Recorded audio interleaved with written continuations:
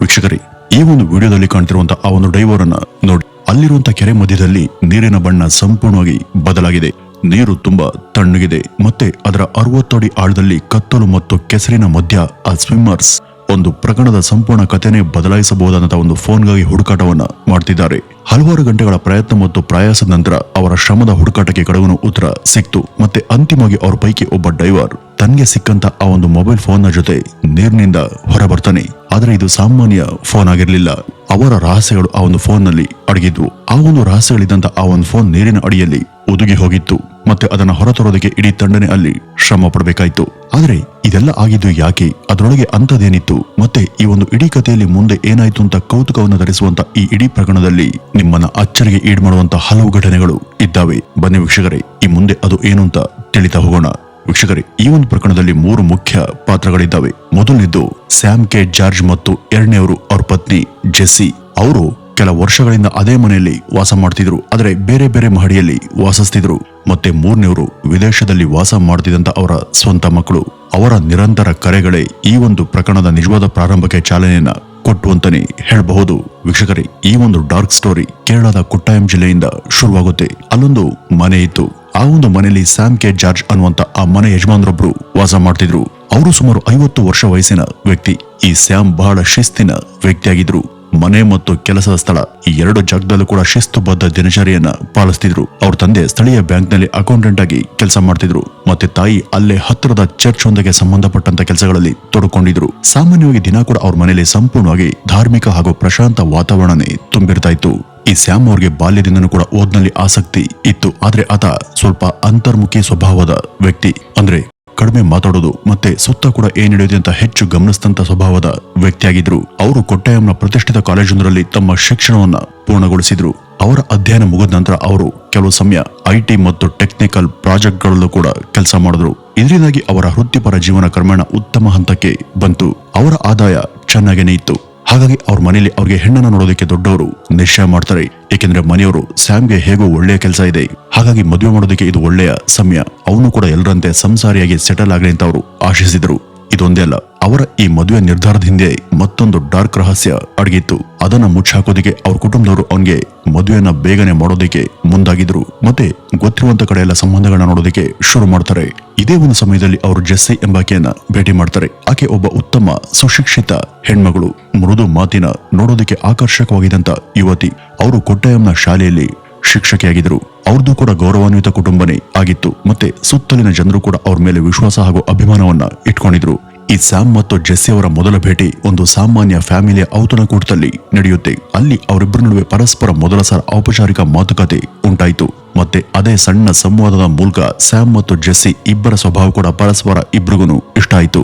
ನಂತರ ಕೆಲವೇ ತಿಂಗಳಲ್ಲಿ ಅವರ ಮದುವೆ ಸಂಬಂಧ ಕೂಡ ನಿಶ್ಚಯ ಆಗುತ್ತೆ. ಇದಕ್ಕೆ 2 ಕುಟುಂಬಗಳು ಕೂಡ ಒಪ್ಪಿಗೆಯನ್ನ ಕೊಟ್ಟಿದ್ವು.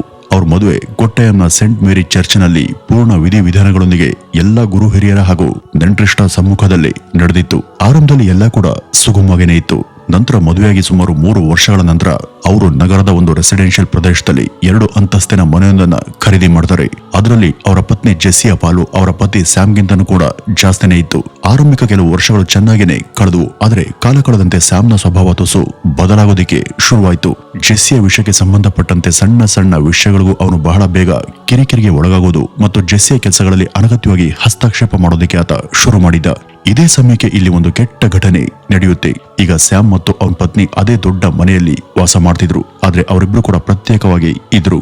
ಈ ಹೊತ್ತಿಗೆ ಅವ್ರ ನಡುವೆ ಮನಸ್ತಾಪ ಬಿರುಕು ಮೂಡಿ ಮೊದ್ಲಿದ್ದಂತ ಆ ಒಂದು ಒಲವು ಮರೆಯಾಗಿತ್ತು. ಹಾಗಾಗಿ ಜೆಸ್ಸಿಯ ಪತಿ ಮೇಲಿನ ಮಹಡಿಯಲ್ಲಿ ಇದ್ರೆ ಅವನ ಪತ್ನಿ ಜೆಸ್ಸಿ ಕೆಳಗಡೆ ವಾಸ ಮಾಡ್ತಿದ್ರು. ಈ ಒಂದು ಸಮಯದಲ್ಲಿ ಕುಟುಂಬದ ಯಾವುದೋ ಆಸ್ತಿ ಹಣದ ಹಂಚಿಕೆ ವಿಷಯವಾಗಿ ಅವ್ರ ನಡುವೆ ಅದರ ಕುರಿತಾಗಿ ಇತ್ಯರ್ಥ ಮಾಡಿಕೊಳ್ಳುವ ಸಲುವಾಗಿ ಒಂದು ಘರ್ಷಣೆ ನಡೆಯುತ್ತೆ. ಜೆಸ್ಸಿ ತನ್ನ ವಕೀಲರ ಮೂಲಕ ನ್ಯಾಯಾಲಯದಲ್ಲಿ ಒಂದು ಅರ್ಜಿಯನ್ನ ಸಲ್ಲಿಸಿದ್ಲು. ಸ್ಯಾಮ್ ಅಂದ್ರೆ ಅವಳ ಪತಿ ಪ್ರತಿ ತಿಂಗಳು ಮೇಂಟೆನೆನ್ಸ್ ಚಾರ್ಜ್ ನ ಅವಳಿಗೆ ಕೊಡಬೇಕಿತ್ತು. ಯಾಕೆಂದ್ರೆ ಮನೆ ಮತ್ತು ಉಳಿದಂತ ವೆಚ್ಚಗಳು ಅವಳ ಖರ್ಚಲ್ಲೇ ನಡೀತಾ ಇದ್ವು. ಜೊತೆಗೆ ಮದುವೆ ನಂತರ ಇಬ್ರು ಕೂಡ ಹೊಸ ಮನೆಯನ್ನ ಖರೀದಿ ಮಾಡಿದ್ರಿಂದ ಅವಳು ಮನೆ ಆಸ್ತಿಯಲ್ಲಿ ಪಾಲನ್ನು ಕೂಡ ಕೇಳಿದ್ಲು. ಈ ಒಂದು ಬೇಡಿಕೆಯಿಂದ ಸ್ಯಾಮ್ ತುಂಬಾ ಕೋಪಗೊಂಡಿದ್ದ. ಇದು ಅವನಿಗೆ ಕೇವಲ ಹಣದ ವಿಷಯವಾಗಿ ಮಾತ್ರವಲ್ಲದೆ ಇದು ಅವನಲ್ಲಿದ್ದಂತ ಅಹಂಕಾರ ಮತ್ತು ಪ್ರತಿಷ್ಠಿತೆಯ ಪ್ರಶ್ನೆ ಕೂಡ ಆಗಿತ್ತು. ಜೆಸ್ಸಿ ತನ್ನ ವಿರುದ್ಧ ನಿಂತಿದ್ದಾಳೆ ಮತ್ತೆ ಎಲ್ಲರ ದೃಷ್ಟಿಯಲ್ಲಿ ನನ್ನ ಇಮೇಜ್ ಅನ್ನ ಡ್ಯಾಮೇಜ್ ಮಾಡಿ ನನ್ನ ಗೌರವ ಹಾಳು ಮಾಡ್ತಿದ್ದಾಳೆ ಅಂತ ಅವನಿಗೆ ಅನ್ಸಿತ್ತು. ಅವನು ಮನೆಯನ್ನ ಖರೀದಿ ಮಾಡೋದಕ್ಕೆ ನಾನು ಕೂಡ ಅರ್ಧದಷ್ಟು ಹಣವನ್ನ ಸುರಿದಿದ್ದೀನಿ ಹಾಗೂ ಅದರ EMI ಕಂತನ್ನು ಕೂಡ ನನ್ನ ಜೇಬಿಂದನೇ ಪ್ರತಿ ತಿಂಗಳು ಕಟ್ಟಾಗ್ತಾನೆ ಇದೆ. ಹಾಗಾಗಿ ಅವಳು ಅದರಲ್ಲಿ ಪಾಲ್ ಕೇಳೋದು ತಪ್ಪು ಅಂತ ಅವನು ಪದೇ ಪದೇ ಅವಳಿಗೆ ಹೇಳ್ತಿದ್ದ. ಆದ್ರೆ ವಾಸ್ತವವಾಗಿ ಆ ಮನೆ ತಗೋಬೇಕಾದ್ರೆ ಈ ಜೆಸ್ಸಿ ತನ್ನ ಪತಿಗಿಂತ ಹೆಚ್ಚೆ ಹಣವನ್ನ ಕೊಟ್ಟಿದ್ಲು. ಅವರ ನಡುವಿನ ಈ ಒಂದು ಕಾನೂನಿನ ಯುದ್ಧ ಅಲ್ಲಿಯ ಕೌಟುಂಬಿಕ ವಾತಾವರಣವನ್ನ ಅಳಸಾಕಿ ಪರಿಸ್ಥಿತಿಯನ್ನ ಇನ್ನಷ್ಟು ವಿಷಮಗೊಳಿಸಿತು. ಆದ್ರೆ ಇದೇ 2025 ಸೆಪ್ಟೆಂಬರ್ 26ನೇ ತಾರೀಕಿನ ನಂತರ ಎಲ್ಲಕ್ಕೂ ಕೊನೆ ಹಡದಂತ ಒಂದು ವಿಚಿತ್ರ ಮತ್ತು ನಾಚಿಕೆಗೇಡಿನ ಸತ್ಯ ಇದರ ಹಿಂದೆ ಅಡಗಿತ್ತು. ಇದೇ ಸೆಪ್ಟೆಂಬರ್ 27ನೇ ತಾರೀಕು ದುಬೈ ಮತ್ತು ಆಸ್ಟ್ರೇಲಿಯಾದಲ್ಲಿದ್ದಂತ ಅವರಿಬ್ಬರು ಮಕ್ಕಳಿಗೆ ಅವತ್ತಿನ ದಿನ ಮಾತ್ರ ಎಂದಿನಂತೆ ಇರಲಿಲ್ಲ. ಯಾಕೆಂದ್ರೆ ಅವ್ರ ತಾಯಿ ಜೆಸ್ಸಿ ಹಿಂದಿನ ರಾತ್ರಿಯಿಂದ ಬಂದಿದ್ದಂತ ಅವರ ಯಾವುದೇ ಕರೆಗಳನ್ನ ರಿಸೀವ್ ಮಾಡಿರಲಿಲ್ಲ. ಯಾವುದೇ ಮೆಸೇಜ್ ಕೂಡ ಅವರಿಂದ ಉತ್ತರ ಬಂದಿರಲಿಲ್ಲ. ಅವ್ರಿಗೆ ಮೊದಲು ನೆಟ್ವರ್ಕ್ ನ ಸಮಸ್ಯೆ ಇರ್ಬೋದು ಅಥವಾ ಅವರು ಬ್ಯುಸಿ ಇರ್ಬೋದು ಅಂತಾನೆ ಭಾವಿಸಿದ್ರು. ಆದ್ರೆ ಹಲವಾರು ಗಂಟೆಗಳವರೆಗೂ ಅವರಿಂದ ಯಾವುದೇ ಪ್ರತಿಕ್ರಿಯೆ ಬಾರದೇ ಇದ್ದಾಗ ಇಲ್ಲಿ ಅವ್ರ ಮಕ್ಕಳಿಗೆ ಆತಂಕ ಹೆಚ್ಚಾಯ್ತು. ಸುಮಾರು 9 ಅವ್ರ ಮಗ ಮತ್ತೆ ಕರೆ ಮಾಡ್ತಾನೆ. ಈ ಬಾರಿ ಕೂಡ ಅವರ ಫೋನ್ ಸ್ವಿಚ್ ಆಫ್ ಅಂತಾನೆ ಬರ್ತಿತ್ತು. ಮಗಳು ಕೂಡ ವಾಟ್ಸ್ಆಪ್ ನಲ್ಲಿ ಮಾಮ್ ಆರ್ ಯು ಓಕೆ ಅಂತ ಮೆಸೇಜ್ ಕಳಿಸಿದ್ಲು. ಆದ್ರೆ ಈ ಒಂದು ಮೆಸೇಜ್ ಕೂಡ ಅವ್ರಿಗೆ ರೀಚ್ ಆಗ್ಲಿಲ್ಲ. ಇದಾದ ನಂತರ ಇಬ್ರು ಕೂಡ ತಮ್ಮ ತಂದೆ ಸ್ಯಾಮ್ಗೆ ಕರೆ ಮಾಡ್ತಾರೆ. ಆಗ ಒಂದ್ಸಲ ಮಾತ್ರ ಕರೆ ಕನೆಕ್ಟ್ ಆಯ್ತು. ಆದ್ರೆ ಕೆಲವೇ ಸೆಕೆಂಡ್ಗಳ ನಂತರ ಅದರ ಸಂಪರ್ಕ ಕಟ್ ಆಗುತ್ತೆ. ಮತ್ತೆ ಕರೆ ಮಾಡಿದಾಗ ಈ ಬಾರಿ ಕರೆಯನ್ನ ಬಲವಂತದಿಂದ ಡಿಸ್ಕನೆಕ್ಟ್ ಮಾಡಲಾಯಿತು. ಈಗ ಅವ್ರ ಮಕ್ಕಳಿಗೆ ಏನು ಖಂಡಿತ ಸಮಸ್ಯೆ ಆಗಿದೆ ಅಂತ ಖಚಿತ ಆಗುತ್ತೆ. ಆದ್ರಿಂದ ಮಗ ತಕ್ಷಣ ಕೇರಳದಲ್ಲಿ ಇರುವಂತ ತನ್ನ ಸ್ನೇಹಿತನಿಗೆ ಕರೆ ಮಾಡಿದ. ಅವನು ಕೊಟ್ಟಾಯಂನಲ್ಲಿ ವಾಸ ಮಾಡ್ತಿದ್ದ. ಮತ್ತೆ ಅವನು ತನ್ನ ಸ್ನೇಹಿತನಿಗೆ ಎಲ್ಲಾ ವಿಷಯವನ್ನ ತಿಳಿಸಿದ್ದ. ಆಗ ಅವನ ಸ್ನೇಹಿತ ನೇರವಾಗಿ ಮನೆಗೆ ಹೋಗಿ ನೋಡಿ ಅದೇನು ಅಂತ ತಿಳಿಸ್ತೇನೆ ಅಂತ ಅವನಿಗೆ ಭರವಸೆಯನ್ನ ಕೊಡ್ತಾನೆ. ಮಧ್ಯಾಹ್ನ ಸುಮಾರು 12:30ಕ್ಕೆ ಅವನ ಸ್ನೇಹಿತ ಅವ್ರ ಮನೆಯನ್ನು ತಲುಪಿದಾಗ ಅದರ ಮುಂದೆ ಇದ್ದಂತ ಗೇಟ್ ಮುಚ್ಚಿತ್ತು. ಮನೆ ಒಳಗೆ ಯಾವುದೇ ತರಹದ ಚಟುವಟಿಕೆಗಳು ಇದ್ದಂತೆ ಕಾಣಿಸ್ಲಿಲ್ಲ. ಆದ್ರೂ ಅವನು ಸ್ವಲ್ಪ ಸಮಯದವರೆಗೂ ಕೂಗ್ತಾನೆ ಇದ್ದ. ಆದ್ರೆ ಒಳಗಿಂದ ಯಾವುದೇ ಪ್ರತಿಕ್ರಿಯೆ ಬರ್ಲಿಲ್ಲ. ನಂತರ ಅವನು ತಕ್ಷಣ ಸ್ಥಳೀಯ ಪೊಲೀಸರಿಗೆ ಕರೆ ಮಾಡಿ ಇದ್ರ ಬಗ್ಗೆ ವಿಷಯವನ್ನ ಮುಟ್ಟಿಸ್ತಾನೆ.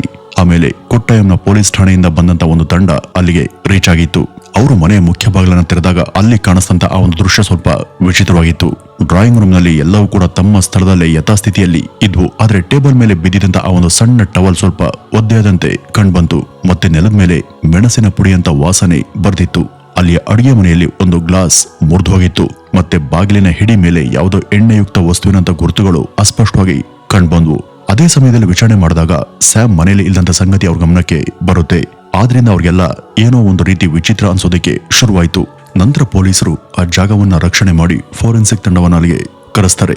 ಆ ಮನೆಯ ಪವರ್ ಸಪ್ಲೈ ಸಂಪೂರ್ಣವಾಗಿ ನಾರ್ಮಲ್ ಆಗಿನೇ ಇತ್ತು. ಆದ್ರೆ ಮನೆಯ CCTV DVR ಮಾತ್ರ ಆಫ್ ಆಗಿತ್ತು. ಈ DVR ನ ಚಿಪ್ ಅನ್ನು ತೆಗೆದು ಪರಿಶೀಲನೆ ಮಾಡಿದಾಗ ಸೆಪ್ಟೆಂಬರ್ 26 ರಾತ್ರಿ ಸುಮಾರು 10:30ರಿಂದ 12 ಗಂಟೆವರೆಗೂ ಅದರಲ್ಲಿ ಇದ್ದಂತ ದೃಶ್ಯಗಳು ಕಾಣೆಯಾಗಿದ್ವು. ಮತ್ತೆ ಈಗ ಸೆಪ್ಟೆಂಬರ್ 27 ಸಂಜೆವರೆಗೂ ಆ ಒಂದು ಪ್ರಕರಣವನ್ನ ಅಧಿಕೃತವಾಗಿ ವ್ಯಕ್ತಿಯ ಮಿಸ್ಸಿಂಗ್ ಪ್ರಕರಣ ಅಂತಾನೆ ದಾಖಲು ಮಾಡಲಾಯಿತು. ನಿಮ್ಮ ಪತ್ನಿ ಎಲ್ಲಿದ್ದಾರೆ ಅಂತ ಪೊಲೀಸರು ಈ ಸ್ಯಾಮ್ನನ್ನ ಕೇಳಿದಾಗ ಸ್ಯಾಮ್ ಆರಾಮಾಗಿನೇ ಬಹುಶಃ ಅವಳು ಇಲ್ಲೇ ಯಾವುದೋ ಸ್ನೇಹಿತರ ಮನೆಗೆ ಹೋಗಿರಬಹುದು, ಈ ಬಗ್ಗೆ ನನಗೆ ಸರಿಯಾಗಿ ಗೊತ್ತಿಲ್ಲ ಅಂತ ಆತ ಹೇಳಿದ್ದ.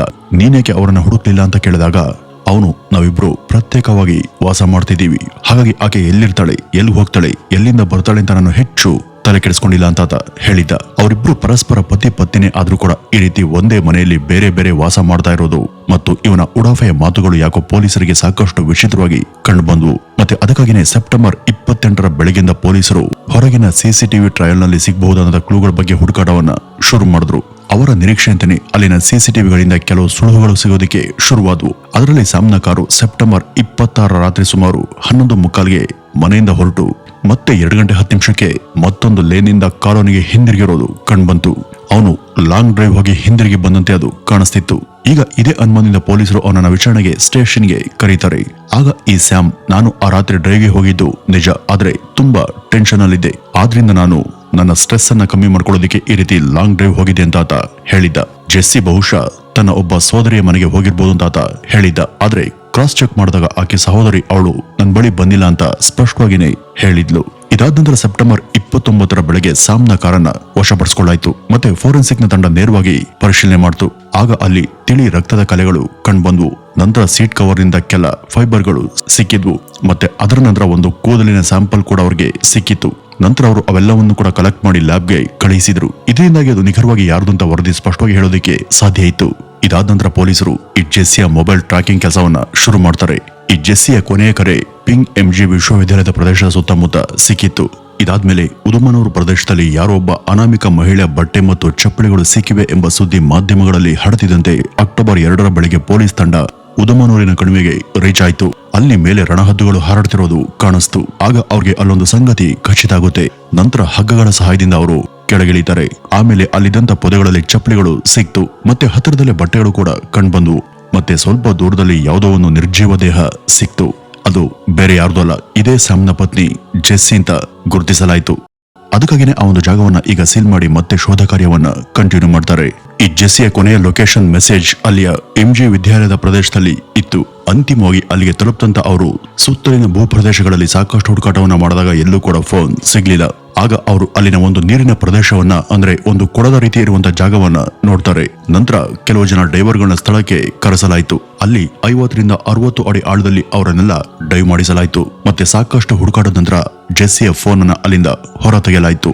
ಅದಕ್ಕಾಗಿನೇ ಅದನ್ನ ನೇರವಾಗಿ ಅವರು ಸೀಲ್ ಮಾಡಿ ಫೋರೆನ್ಸಿಕ್ ಲ್ಯಾಬ್ಗೆ ಕಳುಹಿಸ್ತಾರೆ. ಇದಾದ ನಂತರ ಎಲ್ಲರೂ ಕೂಡ ನಿರೀಕ್ಷೆ ಮಾಡ್ತಾ ಇದ್ದಂತ ಆ ಒಂದು ಎಲ್ಲಾ ರಹಸ್ಯಗಳು ಕೂಡ ಒಂದೊಂದಾಗಿ ಬಯಲಾದವು. ಆ ಒಂದು ಫೋನ್ ನಲ್ಲಿ ಈ ಪ್ರಕರಣಕ್ಕೆ ಬಲವಾದಂತ ಸಾಕ್ಷಿಗಳನ್ನ ಸಾಬೀತುಪಡಿಸಿದಂತ ಅನೇಕ ವಿಷಯಗಳು ಇದ್ವು. ಅಂದ್ರೆ ಮೊದಲಿಗೆ ವಿಧಿವಿಜ್ಞಾನ ಸಂಸ್ಥೆ ತಜ್ಞರು ಅದರ ಡಿಲೀಟ್ ಆದಂತ ಡೇಟಾವನ್ನ ರಿಟ್ರೈವ್ ಮಾಡೋದಕ್ಕೆ ಪ್ರಯತ್ನ ಪಡ್ತಾರೆ. ಅದರಲ್ಲಿ ಕೆಲವು ಮೆಸೇಜ್ಗಳು, ಕರೆಗಳು ಮತ್ತೆ ರೆಕಾರ್ಡಿಂಗ್ಗಳು ಕೂಡ ಇದ್ವು.